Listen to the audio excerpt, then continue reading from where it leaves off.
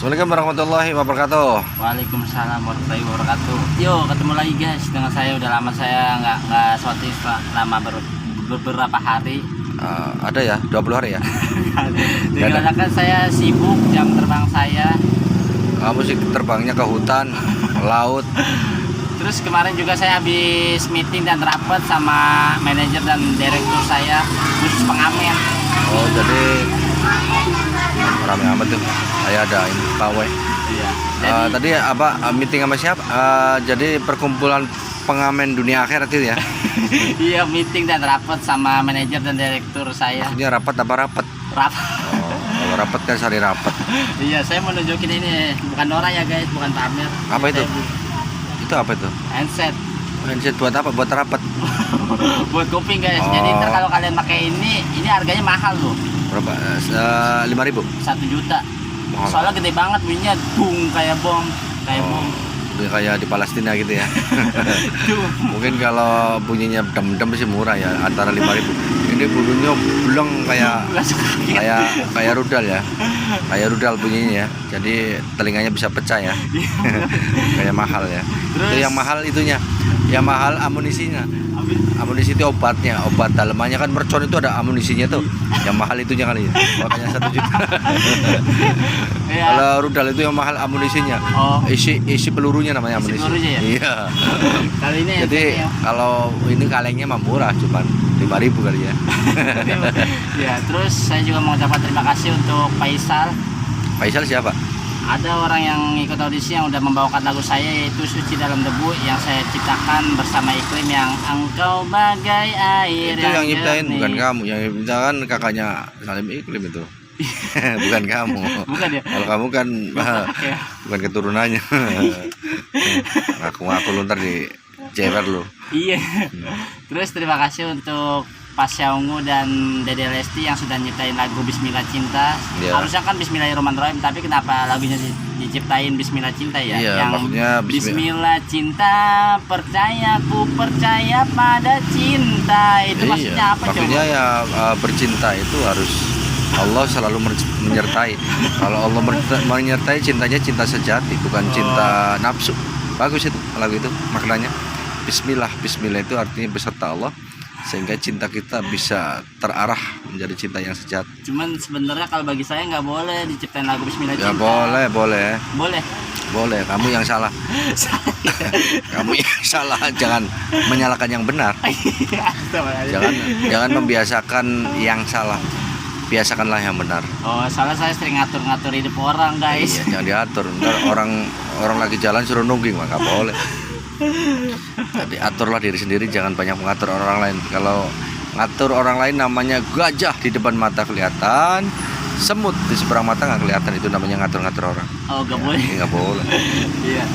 Terus terima kasih guys yang sudah mensupport, mendukung dan mendoakan saya, serta membantu saya untuk saling subscribe, jam tayang, view supaya bertambah walaupun sedikit, tapi kalau dikumpulkan sedikit demi sedikit insya Allah akan menjadi banyak.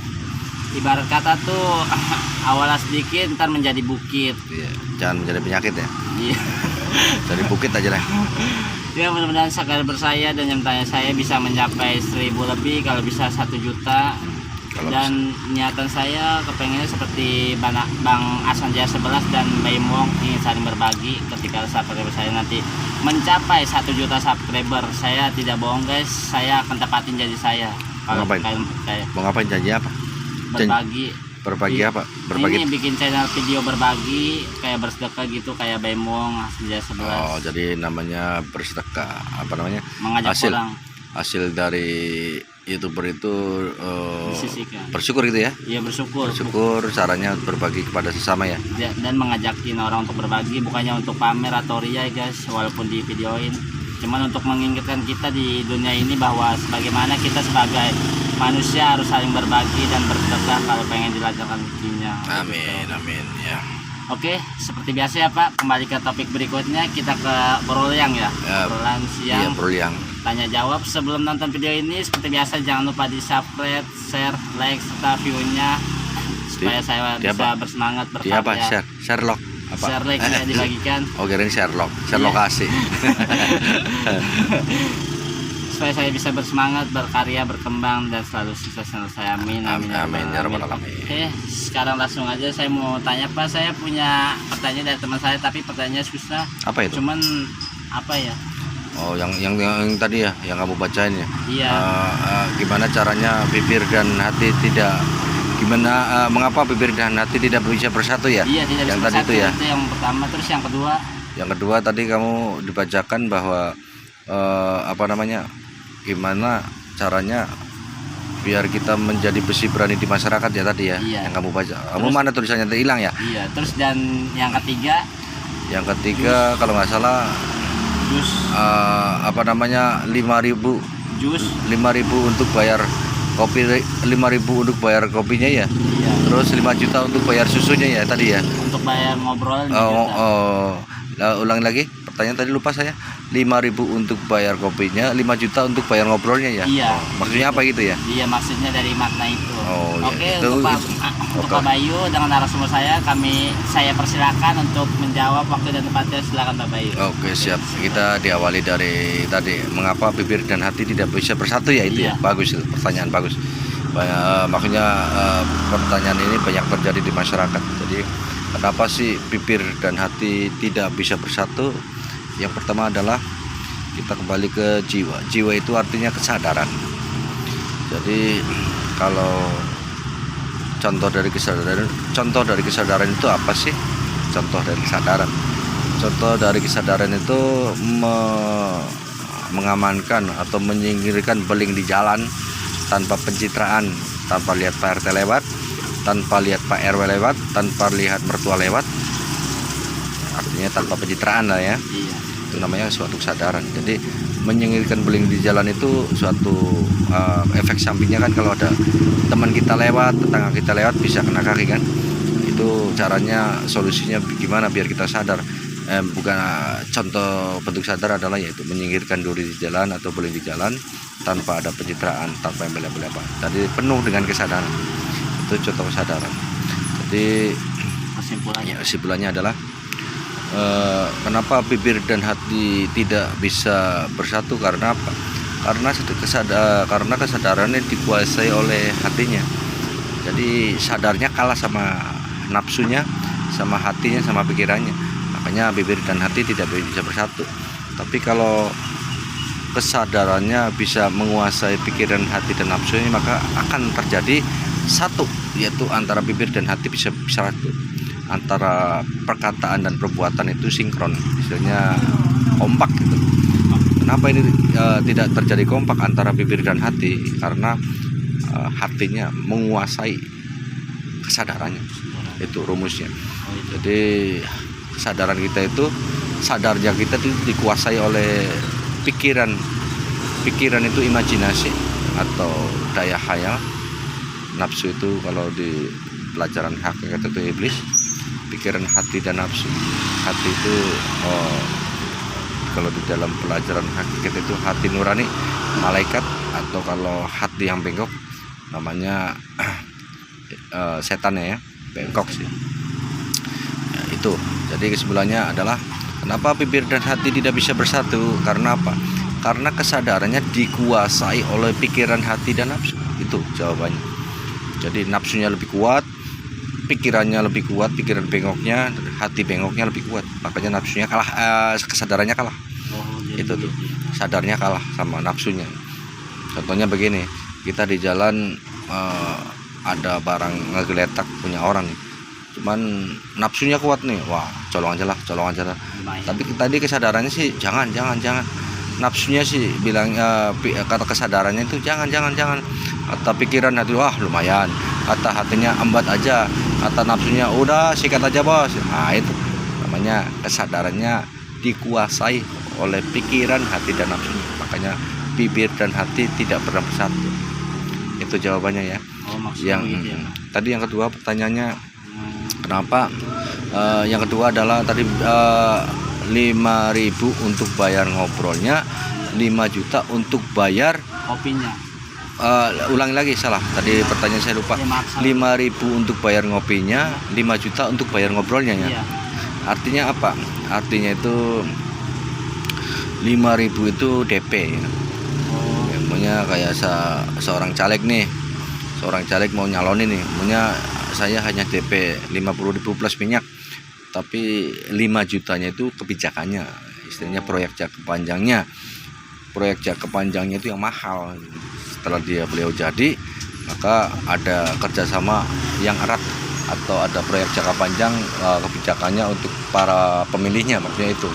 Jadi kebijakannya lebih banyak daripada itunya, apa namanya, kebijakannya lebih besar daripada DP-nya. Stop dulu ya guys, Ya. ditunda dulu sebentar. Oke, kita kembali ke awal tadi, yang dimaksud 5.000 untuk bayar kopinya, 5 juta untuk bayar ngobrolnya, itu artinya itu. Jadi istilahnya kalau seorang caleg atau seorang apa namanya, contohnya calon lurah, dia mau magang RT RW atau LMA atau LMK mah dipilih. RT RW biasanya itu kadang-kadang ada kebijakannya yang kecil ya. Jadi jangan dilihat, bukan kebijakannya, jangan dilihat DP-nya ya. Maksudnya uang rokoknya jangan dilihat, tapi dilihat kebijakannya yang besar. Jadi potensi orang itu yang dilihat, maksudnya itu tadi yang jadi 5.000 untuk bayar DP-nya lah ya. DP-nya itu istilahnya uang rokoknya, 5 juta untuk bayar ngobrolnya. Itu di sini diartikan untuk kebijakannya itu lebih besar daripada DP. Kebijakan di sini dia bisa memakmurkan rakyatnya, warganya, bukan rakyat, warganya. Kebijakan dia bisa menyejukkan suasana warganya dan lain-lain. Itu pengertiannya. Jadi kesimpulannya Pak? Yaitu kesimpulannya, bagi calon RT atau RW itu kadang-kadang kan punya DP 50.000 atau 30.000 atau 20.000 ya buat beli rokoknya, tapi jangan dilihat 20.000-nya, tapi kebijakannya itu. Kebijakan itu istilahnya, pas dia jadi RT atau di RW itu dia sangat peduli terhadap rakyatnya itu. Yang lebih besar itu. Oh gitu maksudnya Pak. Iya. Paham ya? Paham. Jadi Yang ketiga tadi, apa sih yang dimaksud magnet di dalam masyarakat? Magnet itu artinya besi berani ya. iya besi berani. Besi berani itu artinya di situ dia bisa menjadi magnet, menjadi contoh terhadap. Magnet kan biasanya kan istilahnya menarik paku-paku ya. Aku. Jadi kita harusnya menjadi magnet di masyarakat, jangan menjadi sampah. Harus menjadi magnet itu harus menjadi contoh, harus menjadi tauladan di depan, di tengah-tengah masyarakat. Jadi ada ibarat sampaikan satu ayat itu yang artinya apa? Sampaikan satu kebaikan, sampaikan akhlak yang memancarkan sifat kasih dan sayang terhadap sesama. Jangan pancarkan keburukan, jangan pancarkan fitnah, jangan pancarkan hoak. Jadi yang dimaksud di situ kita suruh menjadi magnet di masyarakat artinya apa? Artinya kita suruh menjadi contoh, suruh menjadi tauladan, suruh menjadi panutan di tengah-tengah masyarakat. Jangan menjadi sampah masyarakat.